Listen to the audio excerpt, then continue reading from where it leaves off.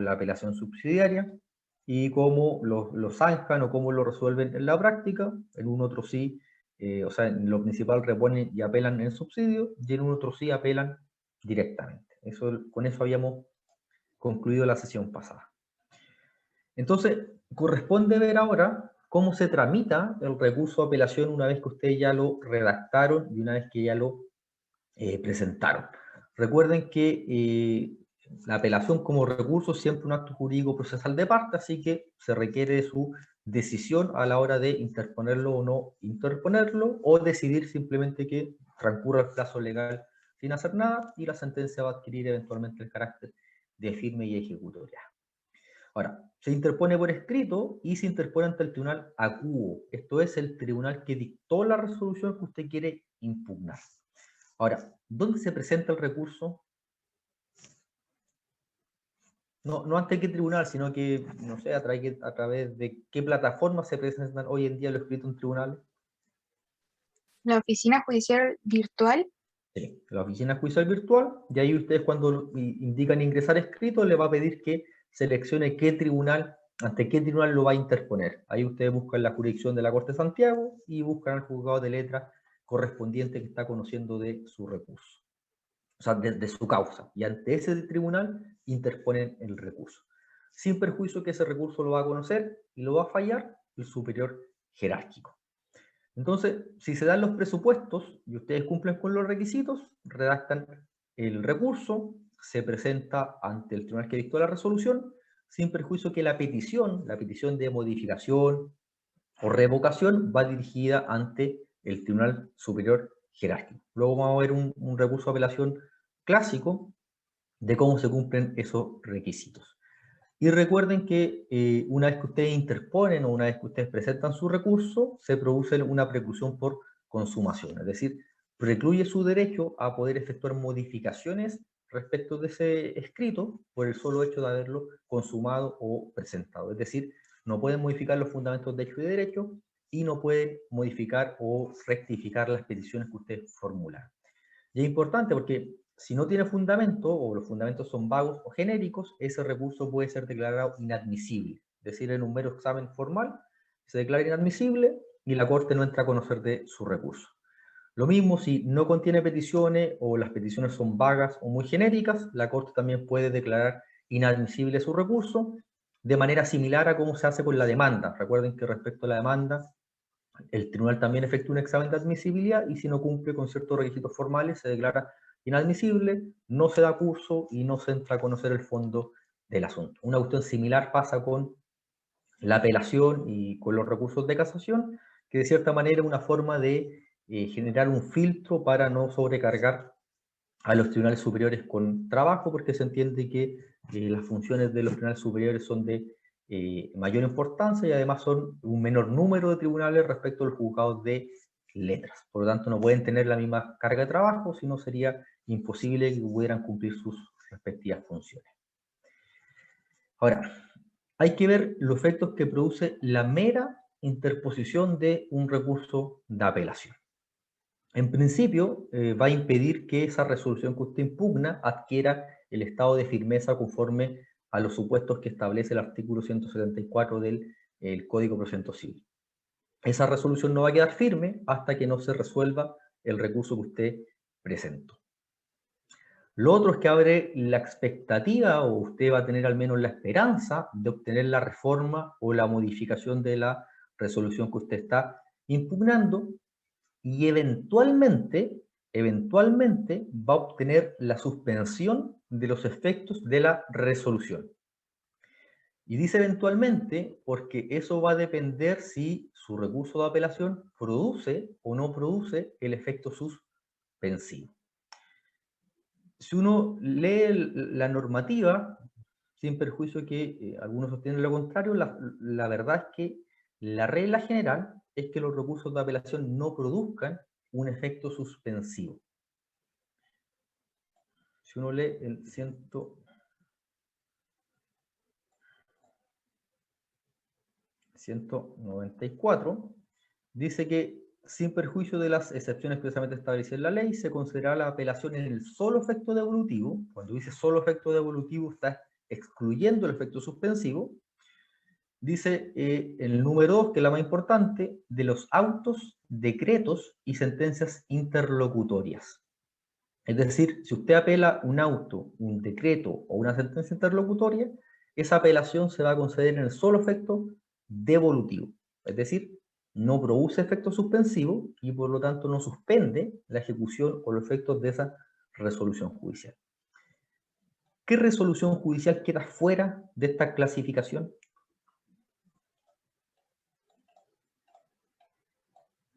Las sentencias definitivas. Las sentencias definitivas. Y por lo tanto, la apelación de las sentencias definitivas se concede en ambos efectos, efecto devolutivo y efecto suspensivo. Por eso se dice que la regla general, entonces, como la gran mayoría de las resoluciones, las apelaciones que se usan contra ellas, se conceden solo efectos devolutivos, la regla general es que la apelación no produzca este efecto suspensivo, porque el efecto suspensivo queda casi solamente limitado cuando se apela una sentencia de carácter definitiva. ¿Se entiende, no? Es como un a contrario sensu, como en la regla general es que autos, decretos y sentencia interlocutoria sea en el solo efecto devolutivo, a contrario sensu solamente las definitivas, la apelación se concedería en ambos efectos, devolutivo y suspensivo. ¿Se entiende, no? Profe, ¿solo en la sentencia definitiva se producen ambos efectos? No, eso es solamente la regla general. Por regla general, sin perjuicio de las excepciones que se establecen en cada ley para cada procedimiento. Pero esta es la regla general que establece el Código de Procedimiento Civil. Si usted apela un auto, un decreto o una sentencia interlocutoria, se va a conceder en el solo efecto devolutivo. Y por regla general, las apelaciones de las sentencias definitivas se va a conceder en ambos efectos. Hay excepciones. Por ejemplo, en el juicio de arrendamiento de predios urbanos, aunque usted apele una sentencia definitiva, se va a conceder en el solo efecto devolutivo. Esto es solamente la regla general que establece el Código de Procedimiento Civil. De hecho, nombra un sinfín de otras resoluciones, las resoluciones dictadas contra el demandado, los juicios ejecutivos, los juicios sumarios.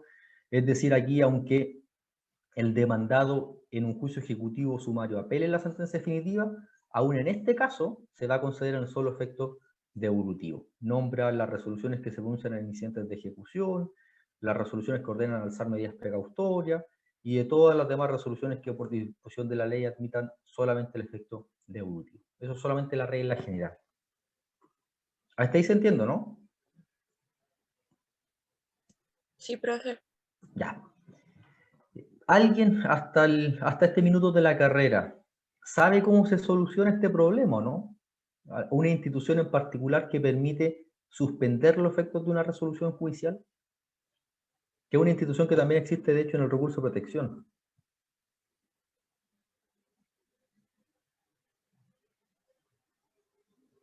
¿Nunca han escuchado de la ONI o de la Orden de No Innovar?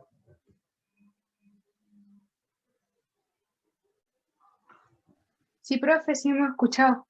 Ya, ahí la vamos a ver con posterioridad. Pero básicamente la Orden de No Innovar consiste en solicitar el efecto suspensivo que no fue otorgado en un primer momento. Entonces, estos efectos produce el mero hecho de haber interpuesto el recurso de apelación. Esa resolución no va a adquirir el carácter de firmeza, no por ahora al menos, se abre la expectativa o la esperanza de obtener la reforma, revocación, enmienda o modificación de esa sentencia y eventualmente va a suspender los efectos de la resolución, lo que depende de que si se concede o no se concede el efecto de carácter suspensivo. Y por regla general, las apelaciones no producen este efecto.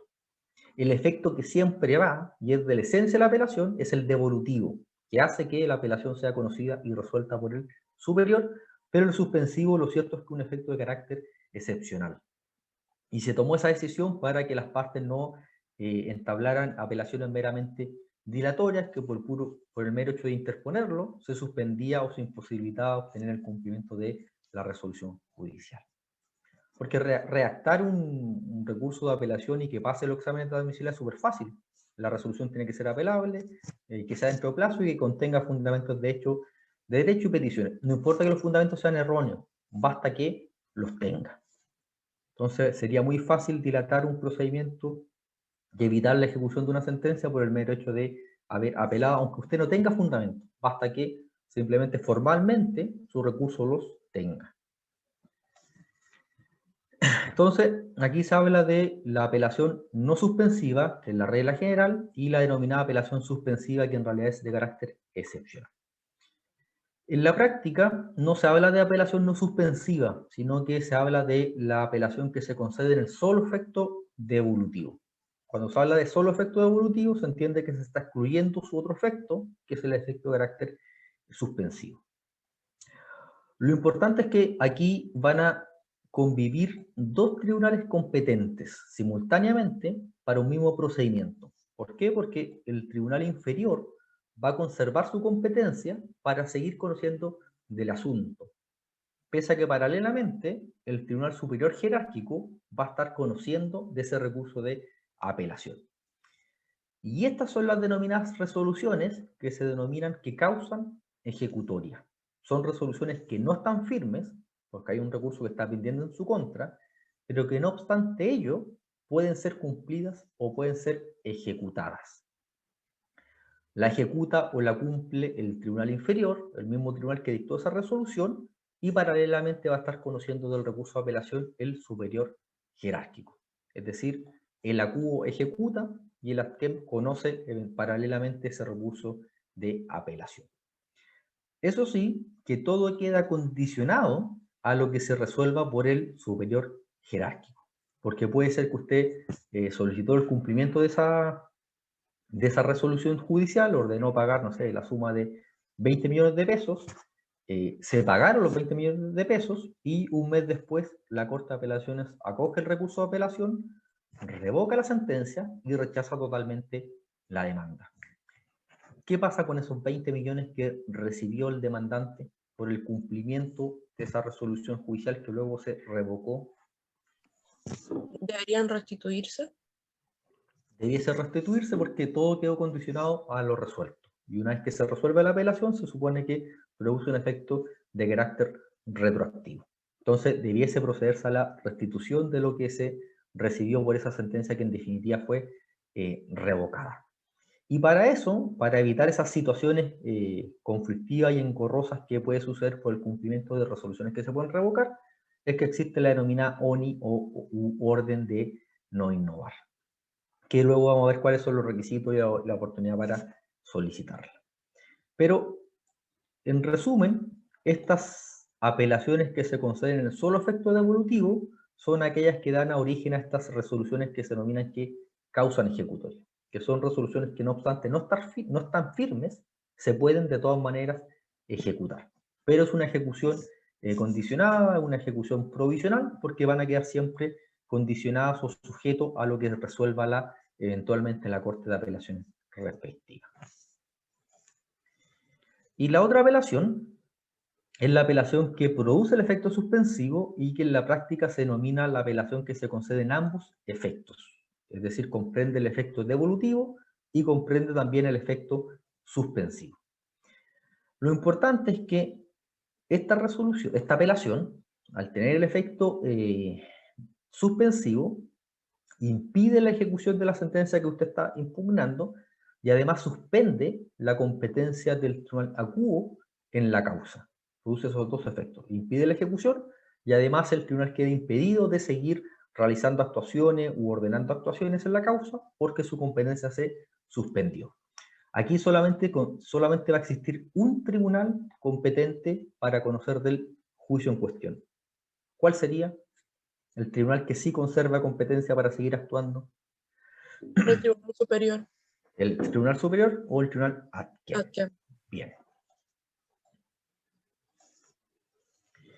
Sin perjuicio de ello, el código señala que el Tribunal acuo, el tribunal que perdió su competencia, conserva cierto grado, pero para realizar solamente determinadas actuaciones judiciales. 191 dice que cuando la apelación comprenda los efectos suspensivos y devolutivos, es decir, ambos efectos, se suspenderá la jurisdicción, aquí uno entiende que lo que se suspende es la competencia, no la jurisdicción, del tribunal inferior para seguir conociendo de la causa. Pero dice que podrá, sin embargo, entender, o sea, conocer, en todos los asuntos que por disposición expresa de la ley conserve jurisdicción, competencia, especialmente en la gestión a que dé origen la interposición del recurso hasta que se eleven los autos al superior y en las que se hagan para declarar desierta o prescrita la apelación. Miren, esto en realidad lo debiesen borrar de su código porque la deserción de la apelación y la prescripción de la apelación se derogaron con la ley de tramitación electrónica. Pero sin perjuicio que no se modificaron todos los artículos. Pero al menos para las causas civiles, la deserción y la prescripción de la apelación ya no existen. Pero el código dice que el tribunal acuo conserva cierto grado de competencia para conocer de todos los aspectos que la ley expresamente así lo ordena y de todas las gestiones que den origen a la interposición del recurso hasta que se eleven los autos o la carpeta electrónica al superior jerárquico. ¿Por qué? Porque como vamos a ver a continuación, la apelación tiene una doble tramitación. Tiene una tramitación ante el tribunal inferior, ante el tribunal acuo, y tiene una segunda tramitación ante el tribunal ad quem. Y el tribunal conserva competencia para conocer de esa tramitación ante el tribunal inferior, ante la tramitación ante el mismo tribunal que dictó la resolución. Y se da como ejemplo de aquellos asuntos que por disposición expresa de la ley conserva jurisdicción o competencia, las denominadas medidas precautorias. Según el 290 del CPC, estas medidas se pueden pedir en cualquier estado del juicio. Y eso la doctrina ha entendido, que quiere decir que en cualquier momento y en cualquier situación, un tribunal tiene competencia para conocer y ordenar o conceder una medida precautoria. Entonces, pese a lo cual se concedió una apelación en ambos efectos, el tribunal acuo conserva competencia para pronunciarse respecto de solicitudes de medidas precautorias. Hasta aquí se entiende, ¿no? Los efectos devolutivos y suspensivos. Sí, profe. Ya. El otro tema que se discute es un poco hasta dónde se extienden los efectos de esta suspensión. Porque, no sé si recuerdan, pero se habla de un cuaderno principal o un expediente principal, y a veces se habla de cuadernos separados. No sé si se acuerdan haber escuchado esta expresión en Procesal 2. Sí, profe. Y a propósito Creo que era de cuando, materia, como hay los incidentes. sí, los incidentes. Se supone que hay incidentes que son de previo y especial pronunciamiento, que se tramitan en el mismo cuaderno o en el cuaderno principal, y hay incidentes que no son de previo y especial pronunciamiento. Y eso quiere decir que esos incidentes no suspenden o no paralizan la tramitación del procedimiento y se tramitan en un cuaderno o en una pieza separada. Hoy en día, en una carpeta electrónica separada. Entonces, lo que usted discute o lo que usted alega en ese incidente no afecta la tramitación del juicio principal. Entonces, a veces se discute que si la apelación que se concede en el efecto suspensivo en la causa principal afecta lo que se está discutiendo en estos cuadernos separados y viceversa. Si usted apeló una resolución que se dictó en un cuaderno separado, si el efecto suspensivo suspende o no lo que se está actuando en el cuaderno principal. Lo cierto es que se discute particularmente porque el 191 habla de la causa. ¿Se acuerdan de en qué sentido se utilizaba la palabra causa, no?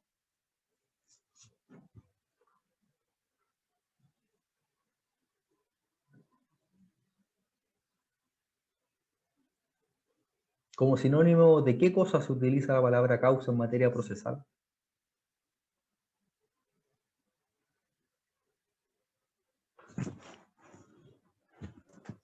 No estoy segura, profe, pero así como del trámite en sí, como del conflicto, no sé. Pero del conflicto global, muchos lo utilizan como sinónimo de expediente, de auto. Entonces, como el 191 habla de causa, algunos dicen que el efecto suspensivo abarca toda la causa, todo el juicio, todo el expediente. Por lo tanto, si usted apela a una sentencia definitiva, el efecto suspensivo va a alcanzar los cuadernos separados también.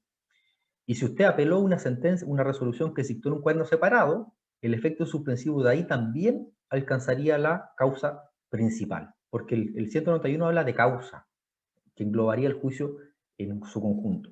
Otros dicen que no, que si usted apeló una resolución que se dictó en un cuaderno separado, la suspensión solamente afecta a lo que se está obrando en ese cuaderno separado y no al juicio principal. Es solamente en realidad una materia discutida, hay posturas para ambos lados. Hasta ahí se entiende, ¿no? El efecto suspensivo y la discusión sobre a qué cuaderno afecta o a qué pieza del expediente afecta, ¿no?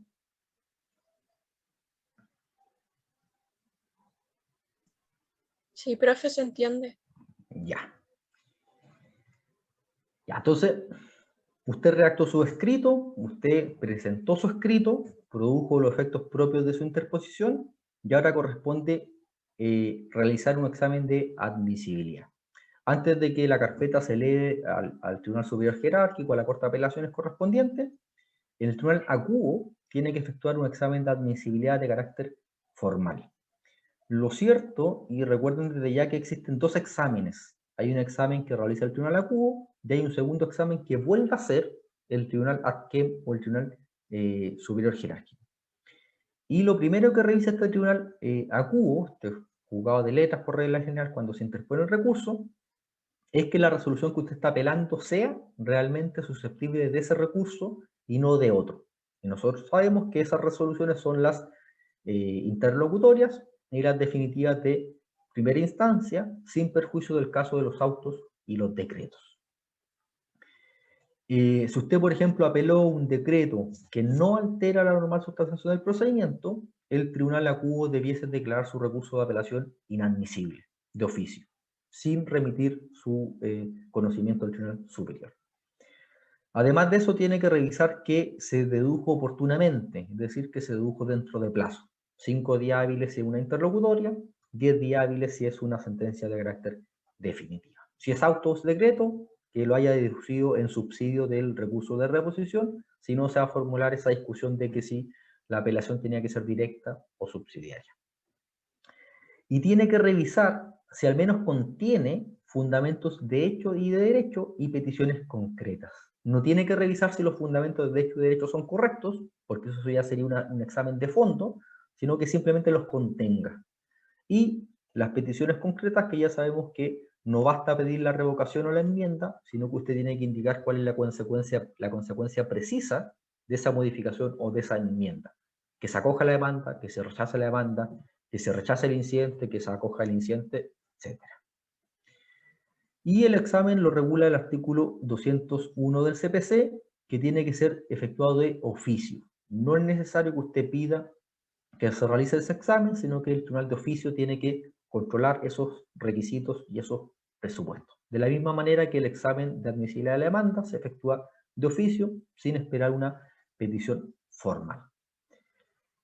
Como se ha dicho también, es un examen meramente formal, no se analiza el fondo, es decir, el tribunal no juzga si sus fundamentos son plausibles o no, si tiene alguna razón evidente para apelar, sino que simplemente que existan, que formalmente se contengan. Y solamente se restringe a esos 4 aspectos. No hay ningún otro presupuesto, ningún otro requisito que el tribunal pueda entrar a controlar.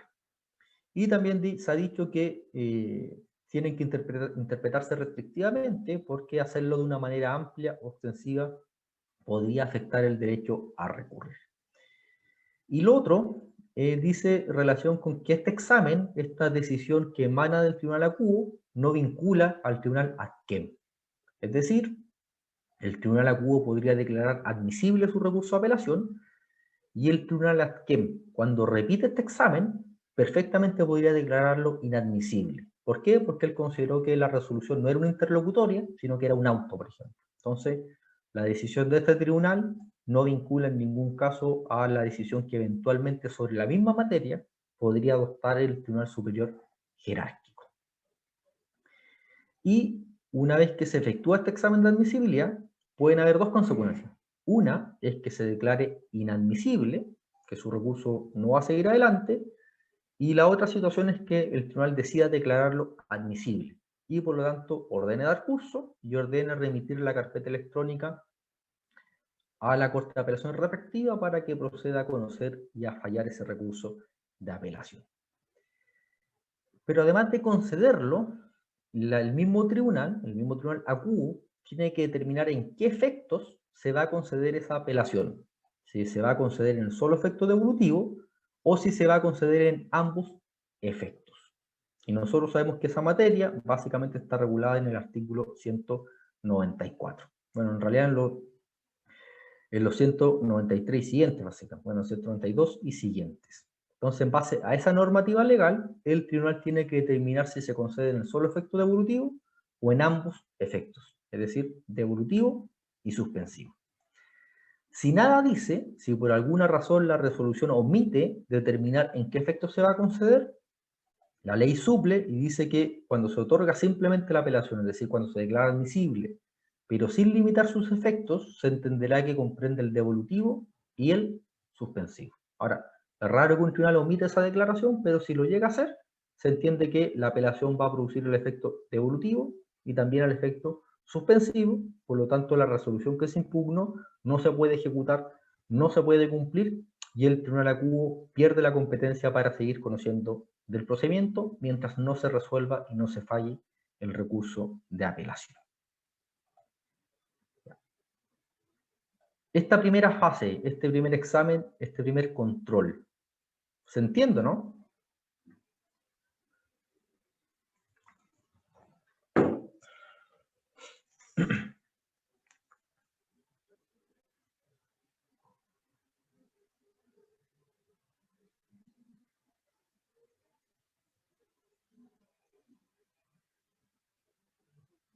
Queda claro que solamente un examen de carácter formal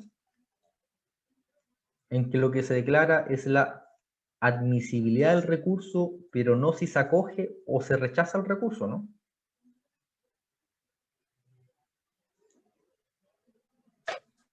Sí, profe. ¿Y a quién le corresponde decidir que el recurso de apelación se acoge o se rechaza? El tribunal adquiere.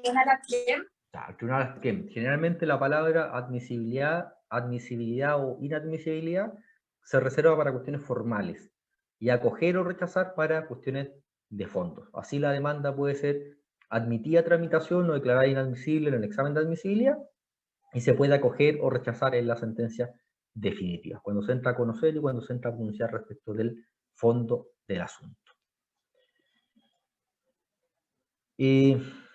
Bueno, lo otro que, bueno, ya es una cuestión más de la práctica, generalmente no existe una resolución expresa que declare admisible la demanda y tampoco existe una resolución expresa que declare admisible su recurso de apelación.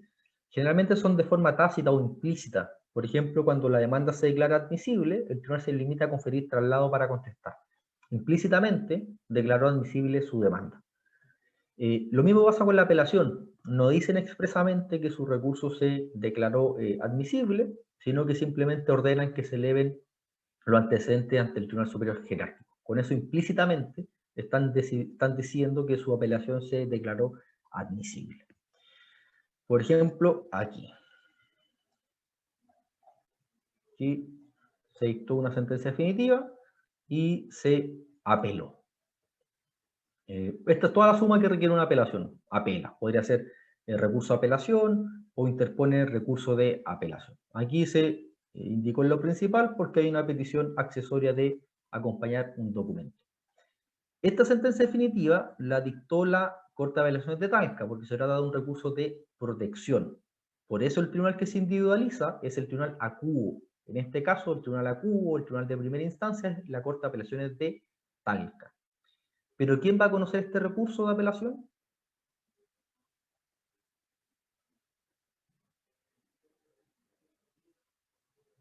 Si el tribunal de primera instancia es la Corte de Apelaciones, ¿quién sería el superior jerárquico que va a conocer y fallar de esta apelación? La Corte Suprema. La Corte Suprema. Y por eso aquí aparece que se indica que va a ser conocido por la excelentísima Corte Suprema. Se interpone ante el tribunal acuo, pero la petición va dirigida para el superior jerárquico. Si fuese un juzgado de letra, aquí diría señor juez de letras de Santiago, 16º, y aquí se indicaría para que sea conocido y resuelta por nuestra ilustrísima Corte de Apelaciones de Santiago. Está el abogado recurrente, se individualiza la causa, la carátula, y manifiesta su voluntad de recurrir. Encontrándose dentro de plazo, viene a interponer recurso de apelación en contra de, individualiza la sentencia que se está impugnando. La sentencia definitiva de 9 de abril del año 2021, de folio 26. Antes de la tramitación electrónica se utilizaba la nomenclatura de fojas, hoy en día se utiliza la nomenclatura de folio. La carpeta electrónica tiene folio, folio 1, folio 2, folio 2, 3, 4, etc.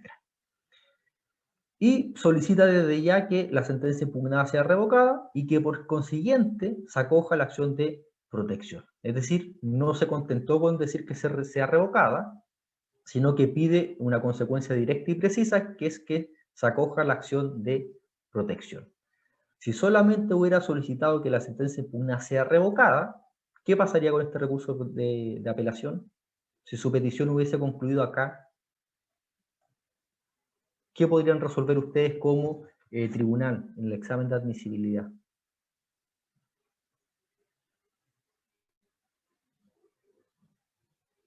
Si el recurrente se limita a solicitar que sea revocada y no le pide nada más, ¿qué le falta a esa apelación? Inadmisible porque ni siquiera tiene fundamento. O sea, ¿Por qué fundamentos está tiene. revocada? Fundamentos tiene, después vamos a ver que tiene fundamento. Pero si la petición se limita a solicitar que sea revocada. Perdón, no les escuché.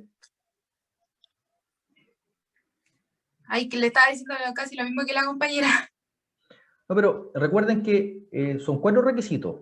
El plazo, que está dentro de plazo, que la sentencia sea susceptible de apelación, sentencia definitiva, que tenga fundamentos de hecho y derecho, que los tiene, los vamos a ver más abajo, y que la petición sea concreta. Supongamos que la petición es solamente esto, que la sentencia impugnada sea revocada. ¿Esa petición es concreta o no?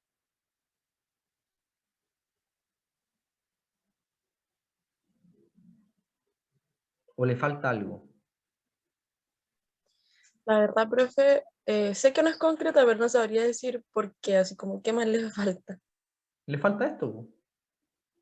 La consecuencia concreta que usted espera de la revocación. Usted quiere que se revoque la sentencia y que en su lugar, o por consiguiente, se declare lo siguiente. Se declare que se acoge la acción de protección o que se acoge su demanda. Este ejemplo es simplemente un recurso de protección, pero sería eso. Yo quiero que se revoque la sentencia porque la sentencia rechazó mi demanda y que en su lugar se declare por la Corte de Apelaciones que se acoge mi demanda. O no sé, quiero que se revoque la sentencia porque la sentencia rechazó mi excepción de prescripción y que en su lugar se declare que se acoge mi excepción de prescripción. Aquí hay 2 peticiones. Yo pido que se revoque y además pido la consecuencia de esa revocación. Ahí se entiende que la petición es concreta. No me basta solicitar que se revoque. Tengo que indicar cuál es la consecuencia que yo espero de esa revocación. Por ahí se entiende, ¿no? Sí, profe. Ya, es lo mismo un poco en la demanda. Recuerden que el 254 también exige que la demanda tenga peticiones concretas. ¿Se acuerdan o no de esa parte? Que sean precisas y concretas y claras. Sí, profe. Ya, es lo mismo. Si usted en una demanda solicita que se condene a Juanito Pérez como, no sé, responsable de un incumplimiento contractual por no pago de precio, solamente piden eso. Yo quiero que se condene a Juan Pérez como por incumplimiento de contrato de compraventa. Esa petición es precisa y clara, ¿no? Solamente usted quiere No, eso. no, profe, porque le faltaría lo que usted indicó, la consecuencia. Ya, ¿y cuál sería la consecuencia que usted espera de alguien que incumplió con su obligación de pagar el precio? Además de que se lo declare como responsable, como incumplidor de esa obligación, ¿qué más usted espera que se declare? Pagarlo. Que se le condene a que le pague el precio. Es un poco lo mismo. A mí no me sirve nada que se revoque la sentencia, porque yo necesito que se revoque y se declare algo adicional, que se acoge mi demanda.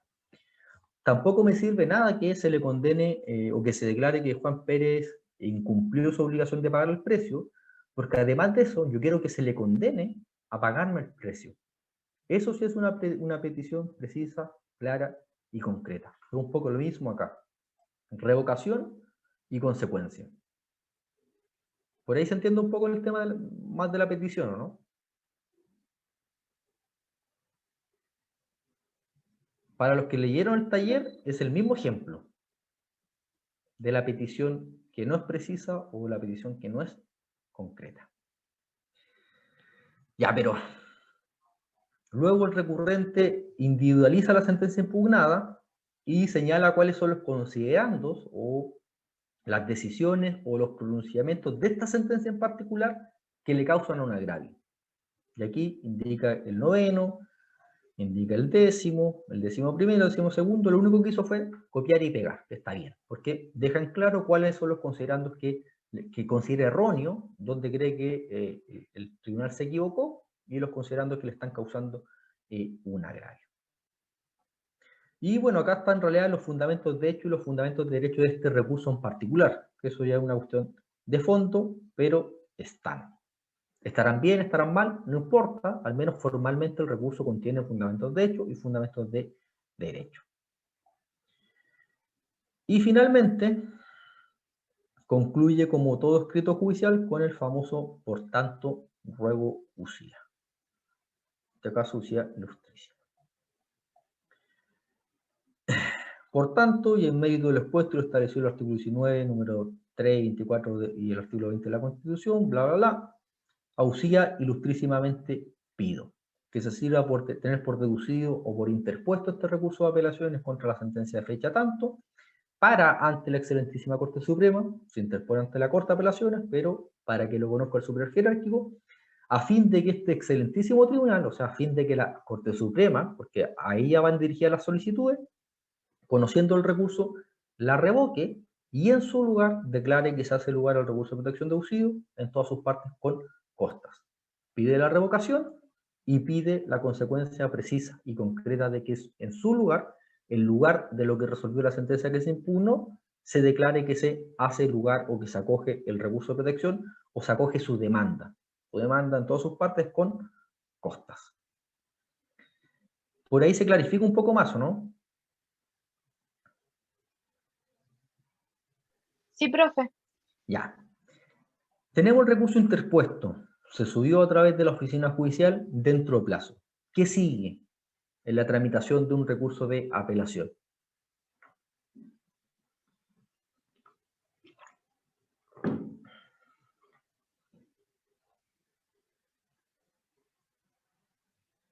Lo interpusimos, se cumplen los presupuestos, cumplimos con los requisitos, con que tenga fundamentos de hecho y derecho, con que tenga una petición concreta, y lo dedujimos dentro de plazo. ¿Qué sigue en esta tramitación? Lo dijimos recién. Hay que esperar a lo que diga el tribunal. Ya, porque ¿qué es lo que tiene que hacer el tribunal antes de decirle o resolver algo?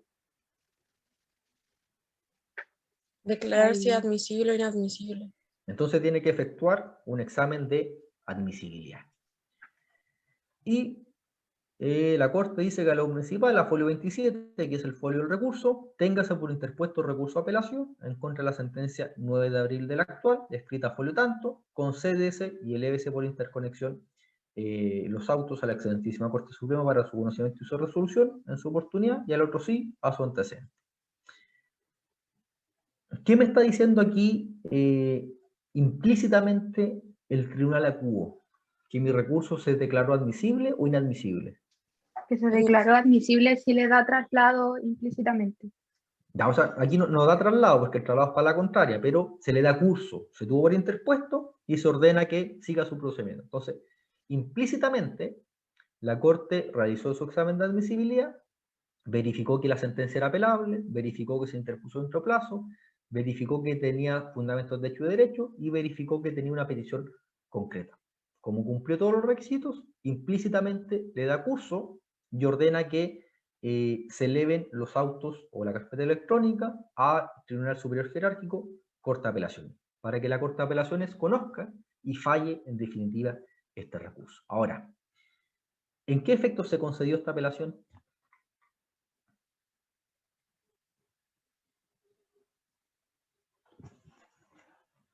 ¿Devolutivo, profe? ¿Lo dice o no lo dice? Dice El profe concede. no alcanza a ver porque estoy del celular. Ah, ya, pero solamente dice concédese. Concédese y elévense. No dice nada más. Ah, no, no devolutivo. No puede ser no devolutivo, porque el devolutivo siempre va en la apelación.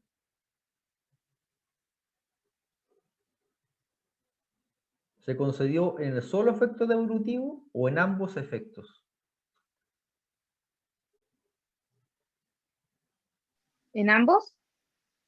Ya, ¿por qué usted llega a esa conclusión de que se concedió en ambos? Porque la resolución no lo dice.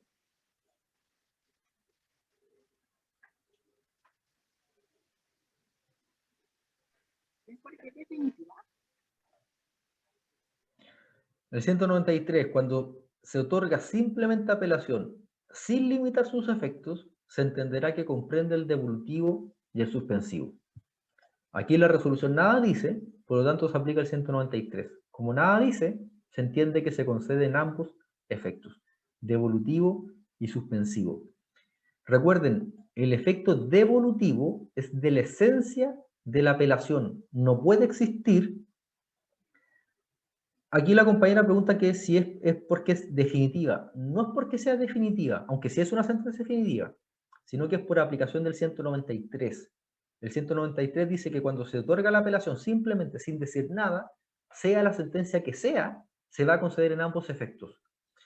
Si esto fuese una sentencia interlocutoria, lo que se está apelando, que en principio debiese concederse en el solo efecto devolutivo, pero el tribunal omite indicar que se concede en el solo efecto devolutivo, por el puro ministerio de la ley se va a entender que se concedió en ambos efectos, por el 193.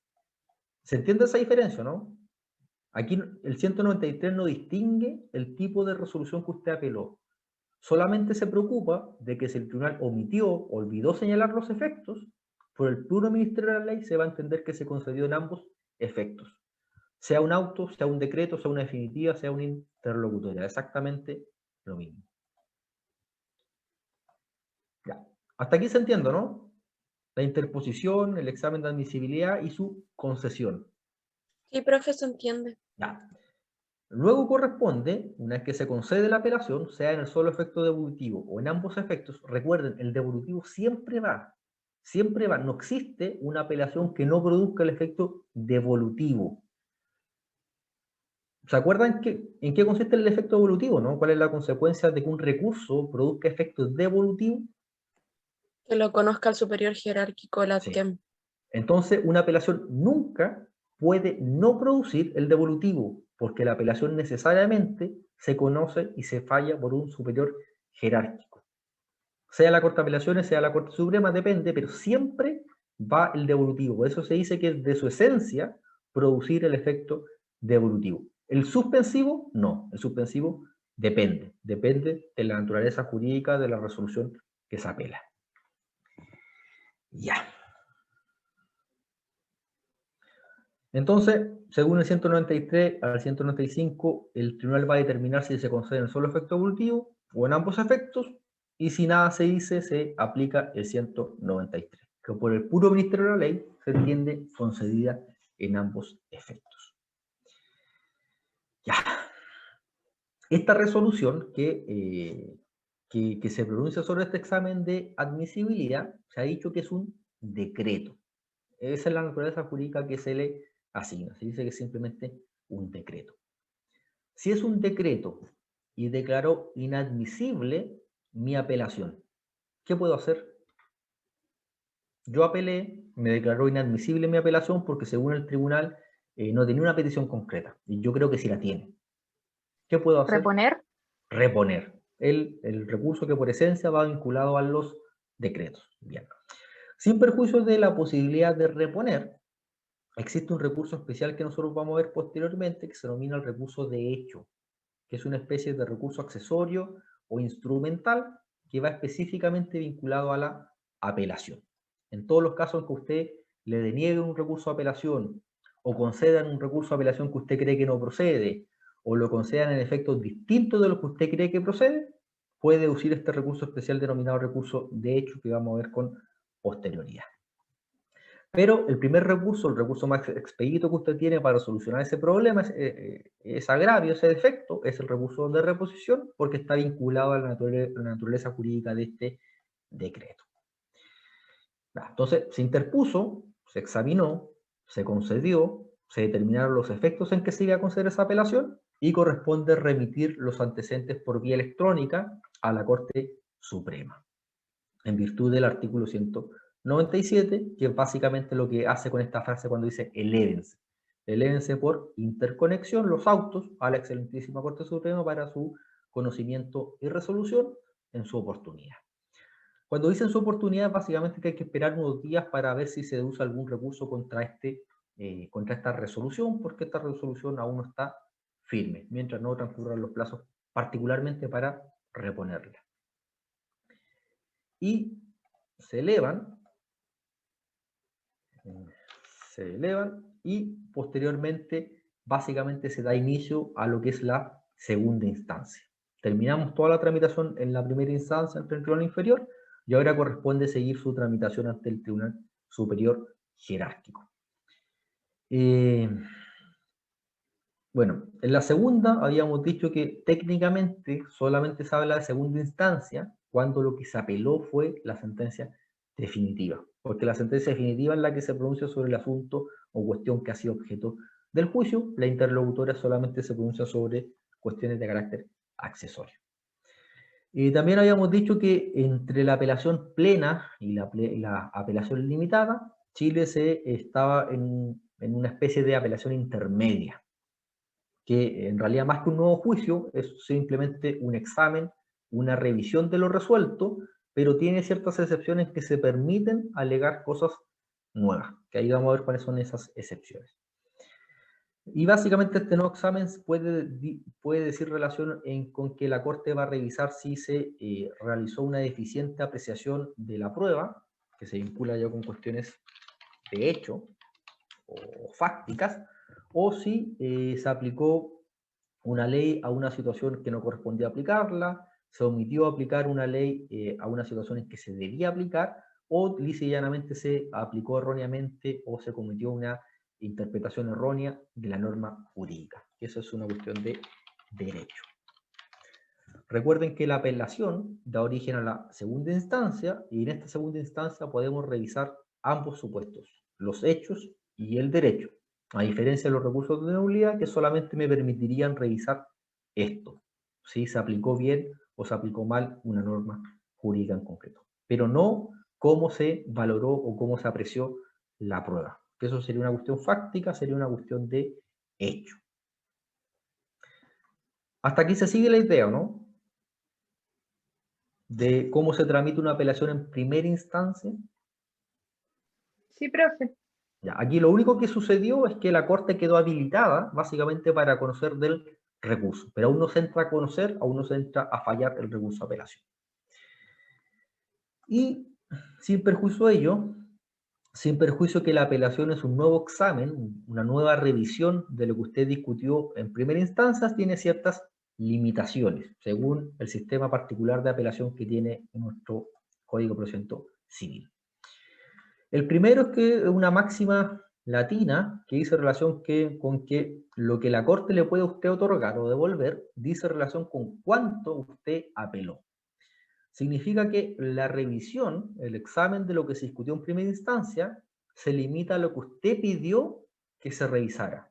Es decir, no necesariamente se va a revisar todo el juicio, sino lo que usted solamente impugnó. Solamente se va a revisar la sentencia que usted impugnó y en la parte que usted decidió impugnarla. Y eso se vincula con el agravio subjetivo. Usted determinó el ámbito de revisión, el ámbito de competencia, a través de sus peticiones concretas del recurso. Es decir, si yo apelé una sentencia definitiva, hay que revisar la sentencia definitiva, la cuestión principal, y todos los incidentes del juicio, ¿no? ¿O solamente la sentencia definitiva?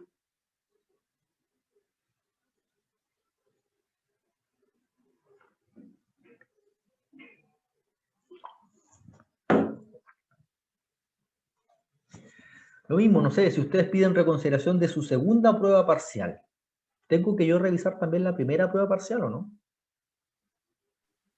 la sentencia definitiva, no todo lo otro.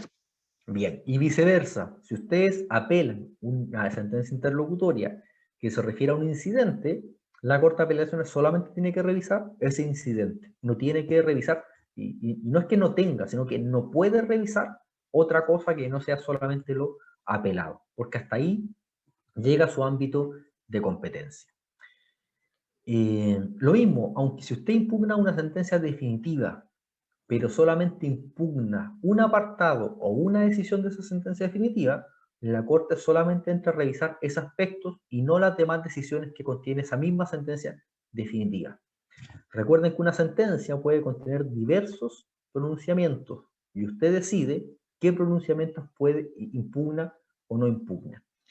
Por ejemplo, no sé, una sentencia definitiva puede haber condenado a Juan Pera a pagar 30 millones de pesos con reajustes e intereses y determinó que esos intereses se van a computar desde la fecha en que la sentencia va a quedar firme.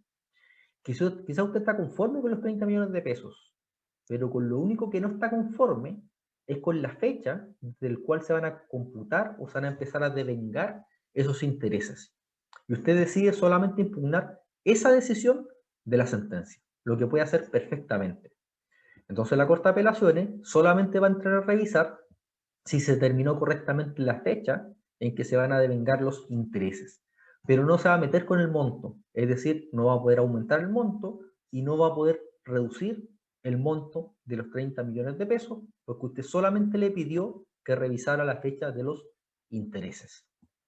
Eso quiere decir que el tantum appellatum quantum devolutum, que es básicamente lo mismo que las peticiones concretas de la demanda. Un juez queda circunscrito, queda constreñido a las peticiones de su demanda y también queda circunscrito o limitado por las peticiones concretas de su recurso de apelación. Usted determina qué quiere que se revise y qué no quiere que se revise.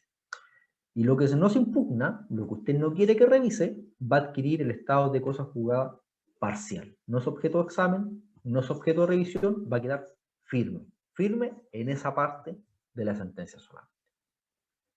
Por eso es la importancia de las peticiones concretas, que usted determine concretamente qué quiere que se revise, qué no quiere que se revise. Lo mismo, los que pidieron reconsideración de una pregunta en concreto. Por lo tanto, yo no puedo entrar a revisar las demás preguntas que ustedes no me pidieron que revisara. Esas otras preguntas quedan firmes. Estén bien o estén mal. Y finalmente, para poder concluir, hay una excepción. El artículo 208 permite a la Corte de Apelaciones pronunciarse sobre ciertas cuestiones pese a que no ha sido solicitado en el recurso de apelación, que se denomina las denominadas cuestiones imprejuzgadas. Ustedes se acuerdan que tanto una demanda como una contestación puede tener pretensiones de carácter incompatibles o excepciones de carácter incompatibles. Por ejemplo, la nulidad de una obligación es incompatible con la resolución, o sea, la nulidad de un contrato es incompatible con la resolución de un contrato. ¿Se acuerdan de eso, no? En materia civil.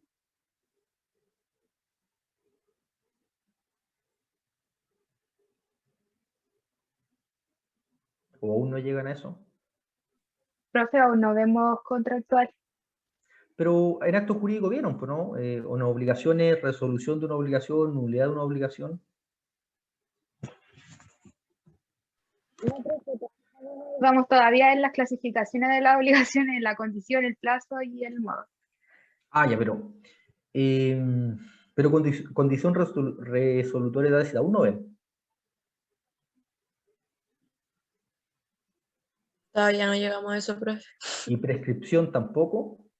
No. O sea, como Ya. que lo han mencionado, pero todavía no entramos en la materia. Pero entienden más o menos a qué se refiere la prescripción de una obligación, ¿o no? Más o menos. Sí, profe. Ya. Entonces, usted como demandado podría alegar que una obligación prescribió, ¿cierto? Prescribió por el transcurso del tiempo, ¿o no?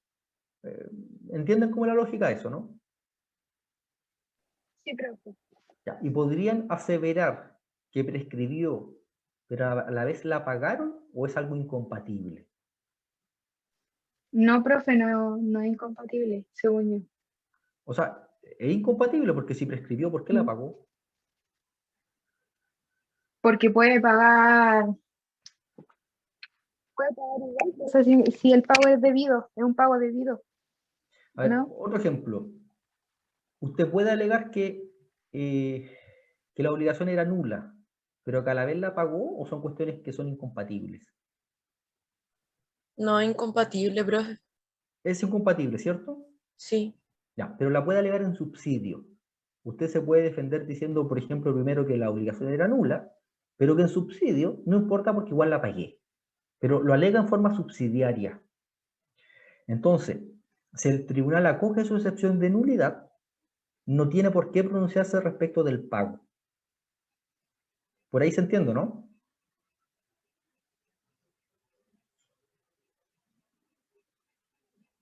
Voy a dar otro ejemplo de Sí, se tema. entiende mejor, pero en Le voy cuanto, a por dar ejemplo, un ejemplo procesal. Mira. sí, A eso ver. mismo, como un ejemplo de un recurso de apelación, que qué podría pasar ahí.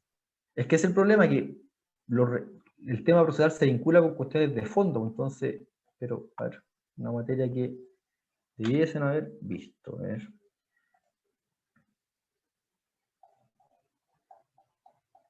No va a ser el mejor ejemplo porque no cuadra perfectamente la situación, pero para que sea un tema que hayan visto ya. Ustedes pueden deducir más de una excepción dilatoria, ¿cierto? Con eso están de acuerdo. Pueden deducir más de una excepción dilatoria siempre y cuando lo hagan en un mismo escrito. Hasta ahí se acuerdan, ¿o no? Sí. Ya. Sí, profe. Por ejemplo, pudieron haber alegado la incompetencia del tribunal, pero además pudieron haber alegado la ineptitud del libelo. ¿Se entiende? Imagínense que alegaron estas dos excepciones, incompetencia del tribunal e ineptitud del libelo. ¿Ya? Ya, profe. Si el tribunal acoge la excepción de incompetencia del tribunal y se declara incompetente para conocer del asunto, ¿puede pronunciarse sobre la ineptitud del libelo o no? No porque es incompatible. O sea, No, No, porque porque es al declararse incompetente, ¿por qué tendría que tener conocimiento sobre lo otro? perfecto. Entonces es una cuestión de carácter incompatible. Si se acogió esta excepción, no puede pronunciarse respecto de esta excepción, porque es incompetente. Podría haber rechazado esta y ahí recién entra a conocer esta. Hasta ahí siguen el juego, ¿cierto? Sí, profe. Ya. Con eso bajamos al 170.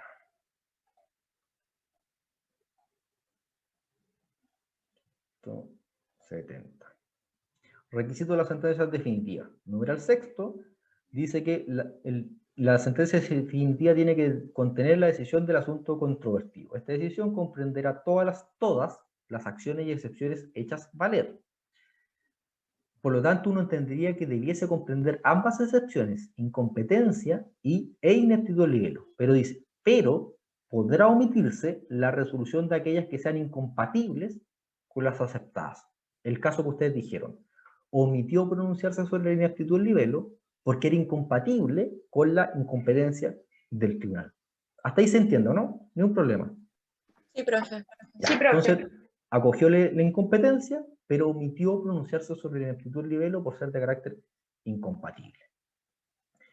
Pero el 208 permite excepcionalmente, dice, podrá el tribunal de alzada, el tribunal superior, fallar las cuestiones ventiladas en primera instancia y sobre las cuales no se haya pronunciado la sentencia apelada por ser incompatibles con lo resuelto sin que se requiera un nuevo pronunciamiento del tribunal.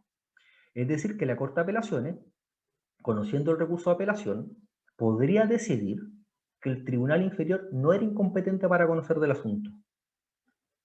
Y acto seguido, al rechazar la excepción de incompetencia, podría directamente la Corte de Apelaciones ella misma pronunciarse sobre la excepción de ineptitud del libelo, pese a que el tribunal inferior nunca se pronunció y por lo tanto usted nunca pudo impugnar esa decisión. Ahí se entiende el caso, ¿no?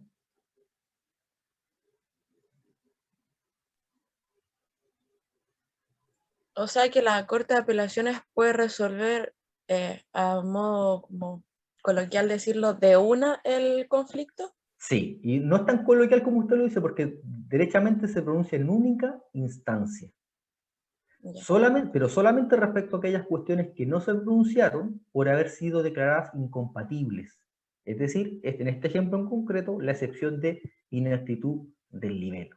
¿Por qué? Porque el tribunal inferior no se pronunció sobre ella, la omitió porque acogió una excepción que era incompatible con esta otra excepción. Entonces, en ese caso, el tribunal de alzada, la corte, podría pronunciarse en única instancia y directamente sobre esa excepción de ineptitud del libelo. Ahí se entiende el ejemplo, ¿no? Sí, profe. Ya. Lo único que tienen que recordar es que la norma dice podrá. ¿Qué significa podrá? Una norma imperativa, Excepcionalmente lo puede hacer. una norma facultativa. Entonces la Corte decide libremente si lo hace y no lo hace. Y como usted dijo, es algo excepcional que se realiza en única instancia. Por eso es una facultad que las Cortes utilizan raramente. Porque si se pronuncian en única instancia, le están privando a una de las partes a deducir recursos de apelación. En cambio, si esta misma excepción, la ineptitud del libelo, la hubiese pronunciado el tribunal inferior, cualquiera de las partes podría deducir recurso de apelación contra esa decisión. Entonces, por eso está el podrá, porque es una potestad de carácter facultativa que puede o no pueden utilizar, y en la práctica se utiliza poco, por las consecuencias que tiene pronunciarse en única instancia, que es básicamente prohibir o restringir la procedencia del recurso de apelación. Ya, jóvenes, no le quito más tiempo, quedamos hasta acá, pero con esta materia es suficiente para responder el taller. De hecho, les di la respuesta mientras revisábamos el modelo de recurso. Así que nos veríamos el próximo martes en horario normal. Muchas ¿Dudas o gracias, profe. consultas? No, creo que no. No, profe. Profe, el plazo Dígame. para el taller... Lunes 23:59. Ya. Ya, jóvenes. Muchas que gracias, tengan profe. Que buen esté día bien. y mejor fin Chao, de semana. profe, que esté bien. Chao, profe, que esté bien. Chao, estén bien.